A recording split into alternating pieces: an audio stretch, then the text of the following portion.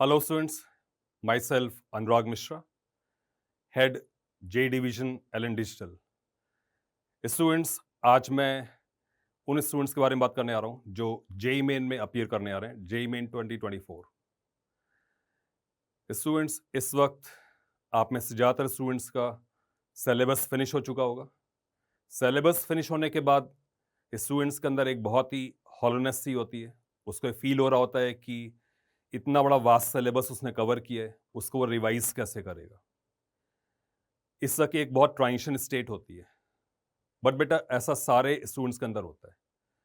बहुत सारे स्टूडेंट्स इस मोमेंट पे ये सोच रहे होते हैं कि जो पहला मेरा अटेम्प्ट है उसको मैं कोशिश करता हूं, but let me make my second attempt the most important attempt. वो अपने सेकेंड अटेम्प्ट में रिलाई करने के लिए सोचना शुरू कर देता है। तो बेटा, आज मेरा टारगेट यही है आपको ये समझाना कि why first attempt is very important and second attempt is equally important. आपको दोनों ही अटेम्प्ट देने हैं, सारे स्टूडेंट्स को दोनों ही अटेम्प्ट देने हैं। और दोनों अटेम्प्ट्स क्यों देने हैं इसके बारे में बात करने आ रहा हूं। स्टूडेंट्स, अभी के बाद से जो भी टाइम बचा हुआ है उस टाइम में आप अगर ये सोच के पढ़ें कि मैं अपनी पूरी शक्ति लगा दूंगा, पूरी कोशिश करूंगा, तो आपकी पढ़ाई एक टारगेटेड मैनर में हो रही होगी। आपके सामने एक टारगेट होगा, और जब किसी व्यक्ति के सामने एक टारगेट होता है तो उसकी जो डिवोशन होती है और जो डेडिकेशन होती है वो बढ़ जाती है। इनफैक्ट, जब कोई टारगेट नहीं होता है, जब आपके मन में पहले से ही आएगा कि मैं सेकेंड अटेम्प्ट को अपना ज़्यादा इंपॉर्टेंट अटेम्प्ट मान रहा हूं, तो आप थोड़े रिलैक्स भी हो सकते हैं और इनफैक्ट डिस्ट्रैक्ट भी हो सकते हैं। इस प्रोसेस में थोड़ा इस बात को आप ध्यान दें, इस प्रोसेस में यही बात तो सारे बच्चे सोच रहे होंगे। सेकेंड अटेम्प्ट तो मेरा अपना ख्याल है कि जितने भी बच्चे होते हैं, इनफैक्ट जो फर्स्ट अटेम्प्ट में अच्छा नहीं कर पाते हैं वो भी और अपनी पूरी शक्ति ला के लड़ते हैं। तो सेकेंड अटेम्प्ट में तो कंपटीशन और ज़्यादा होता है।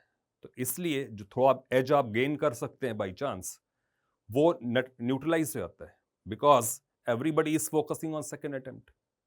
बट मैं आपको गाइड कर रहा हूं कि आपको फर्स्ट अटेम्प्ट बहुत ही सीरियसली लेना है। और ये सोचो ही मत कि तुम्हारे पास सेकेंड अटेम्प्ट है। बेटा, ये सोचो ही मत कि तुम्हारे पास सेकेंड अटेम्प्ट है भी। जब आप ऐसा करेंगे तो अपनी पूरी शक्ति फर्स्ट अटेम्प्ट पे ही लगा पाएंगे। तो स्टूडेंट्स, मेरा पहला पॉइंट है, first attempt is very critical. आप टारगेटेड मैनर में पढ़ाई कर रहे होंगे। हो सकता है आप सिर्फ 75% सिलेबस ही स्ट्रांगली प्रिपेयर कर पाए, ऐसा हो सकता है। बट आप सोच के देखिए कि अगर आपके ऊपर ये प्रेशर नहीं है कि फर्स्ट अटेम्प्ट आपके लिए क्रिटिकल है, तो हो सकता है आप 50% ही सिलेबस प्रिपेयर कर पाते। दैट मीन्स जो परसेंटेज ऑफ सिलेबस है बाय वर्च्यू ऑफ टारगेट, वो बढ़ सकता है और ये आपको आगे जाकर के एडेड एडवांटेज दे सकता है। तो इसलिए आप सोचो ही मत कि आपको सेकंड अटेम्प्ट देना ही है। आप सोचो मुझे फर्स्ट अटेम्प्ट ही देना है, and I have to settle everything here. अब जब आप फर्स्ट अटेम्प्ट में सब कुछ सेटल कर देंगे, तो बेटा आप ये सोचो कि जेई एडवांस के लिए आपके पास कितना टाइम होगा। आप जेई एडवांस की प्रिपरेशन कितने अच्छे तरीके से कर सकते होंगे, आपके पास कितना टाइम होगा। तो settle this qualification criteria, settle this score 99 percentile. एक अच्छा एनआईटी सेटल कर दो तो अंदर और कॉन्फिडेंस होगा, तब तुम जेई एडवांस की और बेटर प्रिपरेशन कर पा रहे होगे। तो ये मैंने कुछ पॉइंट्स आपके लिए फर्स्ट अटेम्प्ट के लिए बोले। सेकेंड अटेम्प्ट के बारे में बात करूं, तो सेकेंड अटेम्प्ट आपके लिए इक्वली इंपॉर्टेंट है, क्योंकि इससे आपका रिवीजन हो जाएगा फॉर जेई एडवांस। आप ये सोचें कि मैं जेई मेन के सेकेंड अटेम्प्ट के बाद जो रिमेनिंग पीरियड है उसमें मैं सिर्फ और सिर्फ फुल टेस्ट करूंगा, और जो मेरा सिलेबस का थ्योरी का रिवीजन का पार्ट है that I will complete by the second attempt. तो सेकेंड अटेम्प्ट आपके लिए इंपॉर्टेंट है from the point of view of revision, from the point of view of improvement of your score, from the point of view of setting up a psychological target in your mind कि I am getting prepared for JEE advance.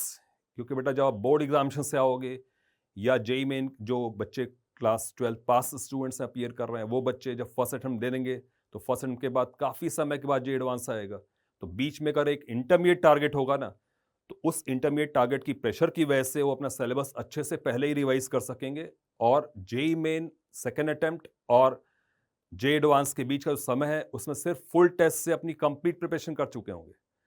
बेटा, इस बात को समझो कि जे advance के लिए chapter wise question solving last part में उतना इफेक्टिव नहीं होता है।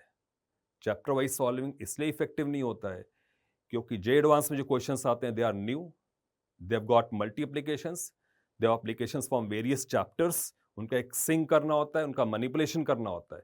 तो इसलिए उस टाइम पर जेईई मेन के बाद कुछ समय होता है, उस टाइम पर आपको फुल टेस्ट ही करने चाहिए। तो स्टूडेंट्स, जो बात मैंने बोली है उसका एक बार समरी में आपको एक बार बोल दूं कि मैंने अभी तक क्या आपसे बोला। सबसे पहली बात अपनी ये हुई कि फर्स्ट अटेम्प्ट जो है वो आपको अर्ली लीड देगा। जेईई एडवांस के लिए वो आपको अर्ली लीड देने वाला है, आप अहेड हो जाओगे, इसलिए वो इंपॉर्टेंट है। जो सेकेंड अटेम्प्ट है that is for experience, for revision. ये मैंने अंडरलाइन किया अभी आपसे कि टॉपिक वाइज जो आपका रिवीजन है वो जेईई मेन सेकेंड अटेम्प्ट तक पूरा हो चुका होगा, उसका आप प्रिपेयर्ड होगे for attempting full test. For improvement, हो सकता है कुछ बच्चों की उतनी डिजायर्ड परसेंटाइल ना आए, तो वो सेकेंड अटेम्प्ट को इंप्रूवमेंट के लिए इस्तेमाल कर सकते हैं।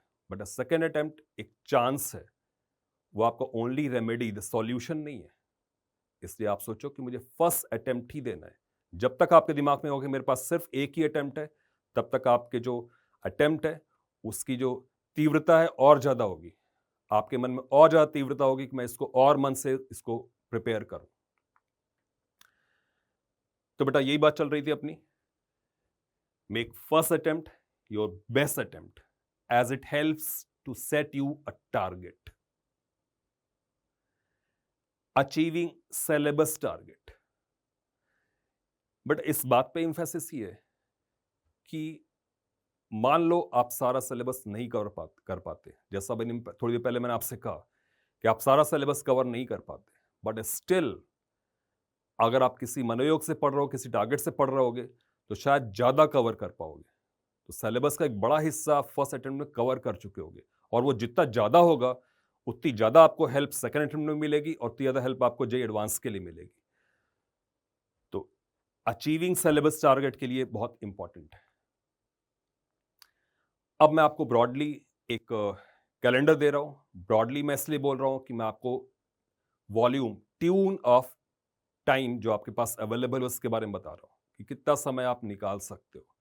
ठीक है, तो अगर मैं अभी बात करूं तो अभी के बाद से करीब 15 जनवरी तक आपके पास 55 डेज हैं, और कल का संडे 26 नवंबर का संडे इंक्लूड करते हुए यू गॉट 9 संडेज।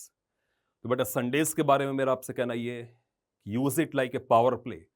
जैसे क्रिकेट के मैदान में पावर प्ले में batsman they make full use of it. तो बेटा आप लोग फॉलो करते होंगे, जिस टीम ने पावर प्ले में सबसे ज्यादा रन बनाए, रोहित शर्मा ये तो करता था, तो जिस टीम ने पावर प्ले में ज्यादा रन बनाए वो टीम के जीतने के चांसेस बढ़ जाते हैं।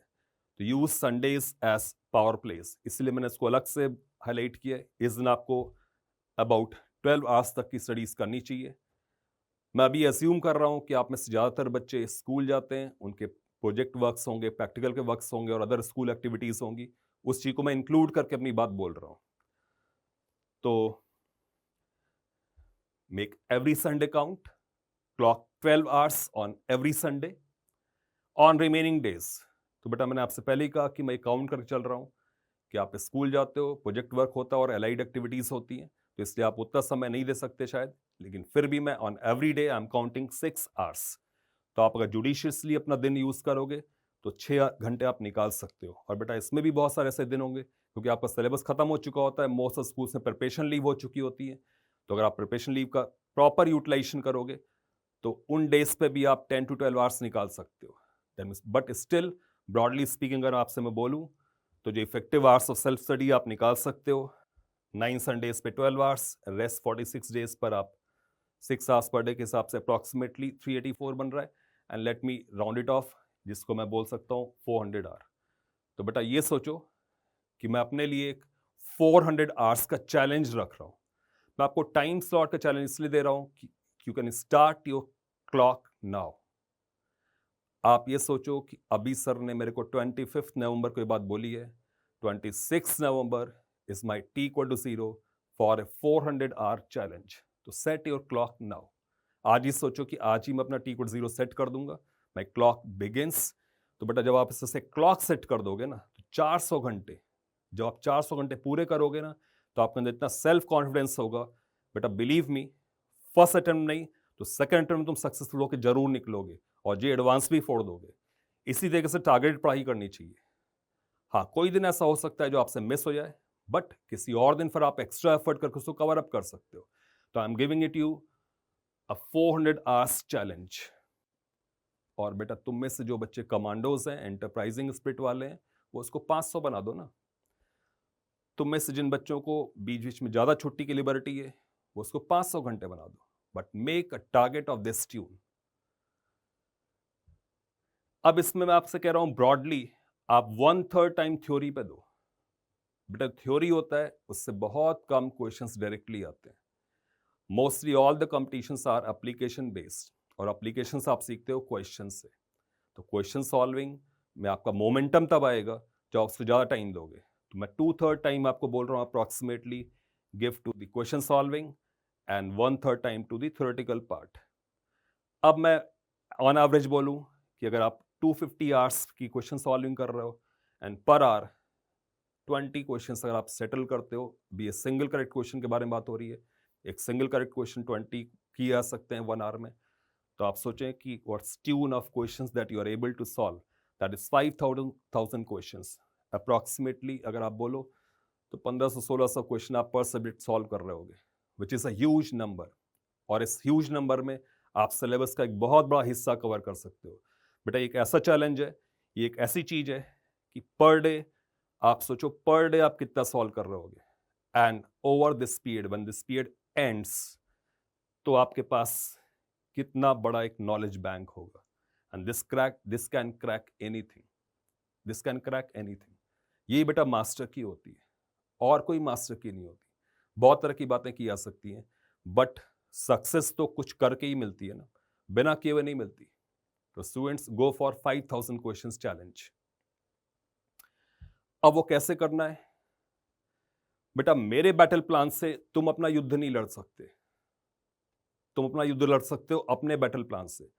तुम्हें पता है कि तुम्हारे कौन से टॉपिक्स वीक हैं, कौन से टॉपिक्स स्ट्रांग हैं। तो आप पूरे सिलेबस को 2 पार्ट्स में डिवाइड कर लें।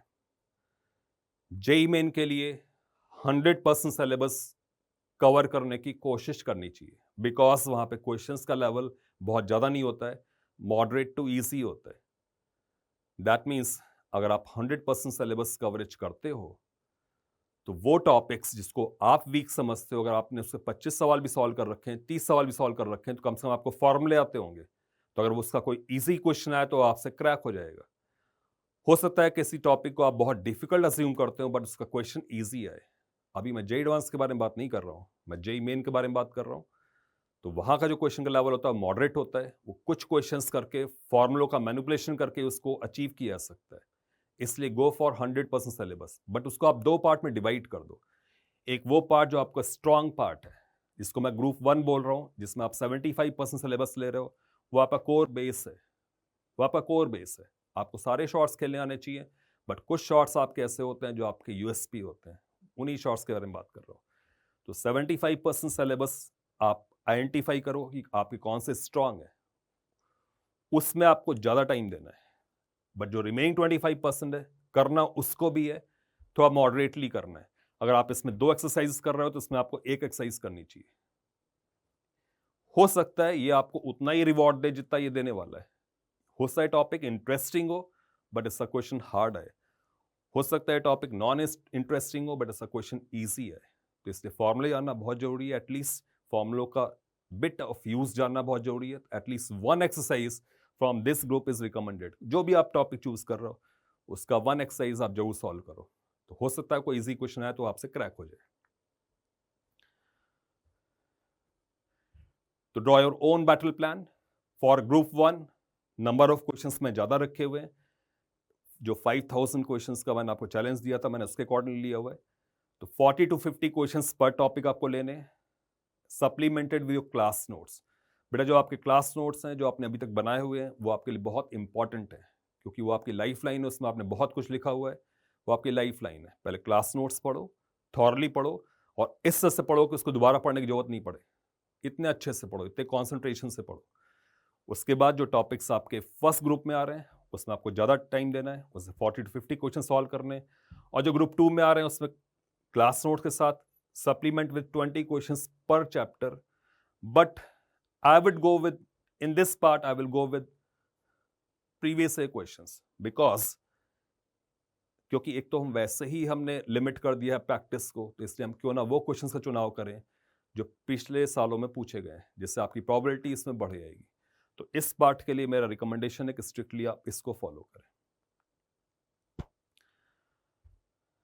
बट अब एक जनरल आपके लिए इंस्ट्रक्शन है। बहुत बार ऐसा होता है कि हम पढ़ते तो हैं 8 घंटे, बट अपने प्रोडक्टिव आवर्स में नहीं पढ़ते, उन आवर्स में नहीं पढ़ते जिसमें हमारे चेतनता बहुत ज़्यादा होती है, जिसमें हमारा कॉन्सेंट्रेशन लेवल हाई होता है। तो अपने पूरे टाइमिंग को productive and non productive hours में डिवाइड करो। आपको अपने प्रोडक्टिव आवर्स का मैक्सिमम यूटिलाइजेशन करना है। नॉन प्रोडक्टिव आवर्स में क्या काम करना है वो थोड़ा सा मैंने हाईलाइट कर दिया है। ये बैटल प्लान भी आपको बनाना पड़ेगा। आपको इन डिस्ट्रैक्शंस को, नॉन प्रोडक्टिव चीज़ों को, नॉन कन्वेंशनल चीज़ों को एक बार लिखना पड़ेगा कि कौन से काम आप किस समय में कर रहे होगे। तो जैसे मैंने आपसे कहा कि जो रूटीन एक्टिविटीज़ हैं, रूटीन एक्टिविटीज़ को आप नॉन प्रोडक्टिव आवर्स में दे दो। वो समय जिसमें आपका पढ़ने का थोड़ा कम मन लगता है, उसमें दे दो। स्कूल रिलेटेड वर्क से मेरा मतलब प्रैक्टिकल फाइल्स लिखना, राइटिंग वर्क, ऐसा वर्क जिसमें बहुत ज़्यादा कॉन्सेंट्रेशन की जरूरत नहीं पड़ती, बहुत ज़्यादा एफर्ट की जरूरत नहीं पड़ती, सिर्फ लिखना टाइप्स का होता है, उसको यूज़ करो। प्रैक्टिकल फाइल्स का बनाना, प्रोजेक्ट वर्क का फाइनली कंपाइलेशन एटसेट्रा। प्रोजेक्ट करते टाइम आप पूरे मन से करो, बट उसका जो फाइल का कंपाइलेशन एटसेट्रा है, जो कवर ववर चढ़ाना है एटसेट्रा, जो भी उसका ब्यूटिफिकेशन करना है, उसके लिए ये मेरे हिसाब से वो है जो from the point of view of JEE main non productive things है, उसको आप उसमें कन्वर्ट कर दो। बेटा मैं इसकी इंपॉर्टेंस को अंडरलाइन नहीं कर रहा हूँ, मैं आपसे कह रहा हूँ ये सारे काम का जो कोर कंटेंट है उसको बहुत मन से करो, बट उसका अब जैसे किसी नोटबुक कवर चढ़ाना है, तो कवर चढ़ाना इज नॉन प्रोडक्टिव वर्क, उसको अपने मैक्सिमम कॉन्सेंट्रेशन वाले टाइम में मत करो, उसके लिए ये कुछ अलग से टाइम एलोकेट करो, उसमें करना है। जो आपका मोस्ट प्रोडक्टिव आवर्स है, उस मोस्ट प्रोडक्टिव आवर्स को पढ़ाई में यूज़ करना है। और बॉटम लाइन मैंने आपसे बोली कि जो एंटरटेनमेंट का टाइम होता है, नेक्स्ट जब तक जेई मेन आपका नहीं आता तब तक एंटरटेनमेंट का मतलब ओनली फिजिकल एक्टिविटी होना चाहिए, ओनली फिजिकल एक्टिविटी होना चाहिए। मतलब एंटरटेनमेंट का मतलब टीवी नहीं होना चाहिए, सोशल मीडिया नहीं होना चाहिए। अगर आपको जीतना है तो कुछ चीज़ें छोड़नी पड़ेंगी, कुछ चीज़ों का मोह छोड़ना पड़ेगा, अपने आप को प्रेस करना पड़ेगा। तो मेरा तुमसे एक सिंपल सा रिक्वेस्ट है कि बेटा अपने जो मोबाइल फ़ोन्स हैं वो अपने मम्मी पापा को दे दो, और इस टाइम पर फुल कंसंट्रेशन करो। कुछ समय पहले एक चैनल पर पीवी सिंधु का और उनके कोच मिस्टर गोपी का एक इंटरव्यू आ रहा था, जिसमें पीवी सिंधु ने बताया कि for 9 months she was not given a phone. उन्होंने कितना भी उसके लिए हल्ला मचाया बट उनको फ़ोन नहीं दिया गया, और उन्होंने बताया कि इससे उनका कंसंट्रेशन लेवल बहुत बढ़ गया। तो बेटा कुछ पाना है तो उसके लिए कुछ खोना पड़ता है। आप भी अपने फ़ोन को आज ही अपने मम्मी पापा को दे दो, और कहो जब सिर्फ ज़रूरत पड़ेगी तब मैं आपसे लूँगा। Quit any kind of social media entertainment from now onwards. बेटा तुम्हारा 500 घंटे का, 400 ने बोला था 100 बढ़ा दिए, 500 घंटे का तुम्हें कमांडो चैलेंज दे रहा हूँ, उसको स्टार्ट करो। Set your T code 0 from today itself. सोचो आज से ही अपनी बैटल प्लान ड्रॉ करनी है, और जैसा सर ने बताया उसको फॉलो करते आना है।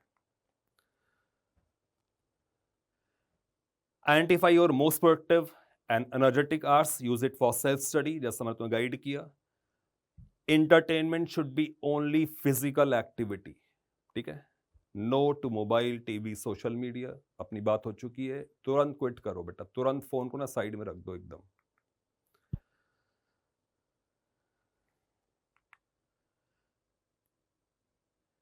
एक प्रोवर्ब है, if you want to fly give up everything that weighs you down. But इसका मतलब समझो, it has got very deep meaning. If you want to fly give up everything that weighs you down. अगर आप उड़ना चाहते हो तो आपको हर उस चीज का त्याग करना पड़ेगा जो आपको थोड़ा भारी करती है। सोचो कितनी डीप बात है। तो बेटा उड़ना चाहते हो तो तुरंत इस मोबाइल फोन को मम्मी पापा के पास जमा कर दो। It ways you down, it prevents you from flying. सोचो इन चीज़ों की कितनी इंपॉर्टेंस है। इसका मैं तुम्हें एक बहुत सिंपल एग्जाम्पल दे रहा हूँ। अभी जो डायग्राम में आप देख रहे हो, ये सचिन तेंदुलकर की 241 रन्स की जो इनिंग्स उन्होंने सिडनी ऑस्ट्रेलिया में खेली थी 2004 में, उसका वैगन व्हील है। उन्होंने जो फोर्स लगाए थे उसका वैगन व्हील है। He was getting out while playing cover drive. जब भी वो कवर ड्राइव खेल रहे थे तो आउट हो जा रहे थे, और उनके अपोनेंट्स ने, ब्रेटली एंड पार्टी एटसेट्रा ने इस बात को आइडेंटिफाई कर लिया था कि जब भी कवर ड्राइव खेलते थे तो स्लिप में कैच आउट हो रहे थे, कुछ मिस टाइमिंग हो रहा था, स्लिप में कैच आउट हो रहे थे। Tendulkar, the man of steel, man of character, decided कि अब इस इनिंग में I will not play a single cover drive. और डिसीजन लिया कि कुछ भी हो जाएगा, ऑफ साइड पर कवर ड्राइव नहीं खेलना है। And that innings Tendulkar, the great Tendulkar, went on to score 241 not out at Sydney in 2004. But आप सोचो ये कितनी बड़ी कमिटमेंट है कि आपने अपना सबसे फेवरेट ऑफ साइड के सारे शॉट्स को you gave it up because it was demand. उसी का ये वैगन व्हील है, एंड यू कैन सी कि ऑफ साइड पर बिहाइंड, ये दोनों शॉट्स बेटा बिहाइंड विकेट है। In front of wicket off side पे कोई फोर ही नहीं है। Shots are on this side. इसको आप नेट पे सर्च कर सकते हो, it is available, that inning is also available. He played every shot on the leg side, उसके स्कोरिंग पार्ट्स इधर थे, and this is the commitment to cause. But यही बात मैं आपसे कह रहा हूं कि कभी ऐसा हो सकता है कि सक्सेस के लिए आपको अपनी सबसे इंपॉर्टेंट चीज का त्याग करना पड़े, तो जो आप ऐसा करोगे तभी विनर बनोगे। चैंपियंस में यही क्वालिटी होती है। तो बेटा कल से ही तुम्हारा कुछ बच्चों के लिए 400 आवर्स का चैलेंज है, और कुछ एक्स्ट्रा मोटिवेट बच्चों के लिए 500 आवर्स का चैलेंज है। Go for it.